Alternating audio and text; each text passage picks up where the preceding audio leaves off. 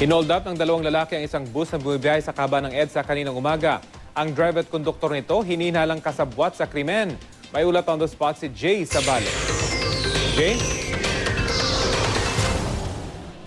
Rafi, Pia, positibong kinilala ng mga biktima ng pang-hold up ng bus kaninang umaga ang mga sospek sa pamamagitan ng E-Rogue Gallery ng Makati PNP. Narito ang report. Pasado alas 7:30 ng umaga habang tinatak ng MacArthur bus ang kahabaan ng EDSA southbound, dalawang lalaki ang sumakay sa magkahiwalay na lugar. Pagdating sa EDSA Corner Kalayaan, Makati, nag-declare ang dalawang lalaki ng hold up. Ang isa ay may hawak na baril habang isa naman ay may hawak na patalim. Ayon sa isa sa mga biktima, isang pasahero na lady guard ang laban. Tinadyakan daw nito ang may hawak ng baril ngunit tinampas daw ang pasahero sa mukha ng baril.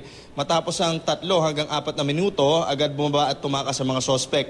Ngunit ang pasaherong si Jet Trens de Los Santos sinabihan ang bus driver na itigil ang bus para makatawag ng tulong pero tuloy-tuloy daw ang pag-arangkada ng driver kaya ang ginawa ni Jet Trens, nilabas ang katawan sa pinto para makuha ang atensyon ni MMDA Constabulary Saul Liavor.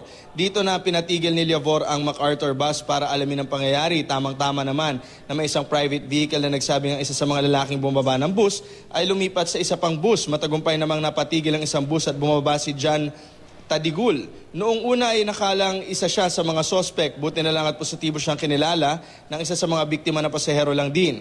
Sabi ni Tadigul, nakaupo siya sa likod ng bus ng driver na mag-declare ng hold up ang may baril na sospek. Sa sobrang takot daw niya at saktong nakakita ng tsansa, agad siyang tumakbo at tumalon palabas ng bus. Sabi naman ng mga complainant, pinaghihinalaan nilang kasabwat ang driver at konduktor ng bus. Bukod daw kasi sa umarangkada ito palayo, pagbaba ng mga sospek, iba-iba pa ang mga ticket nito. Ang nakasulat daw kasi sa bus ay MacArthur bus, pero sa mga ticket ang nakasulat ay South Union Line at Philippine Corinthian SUL.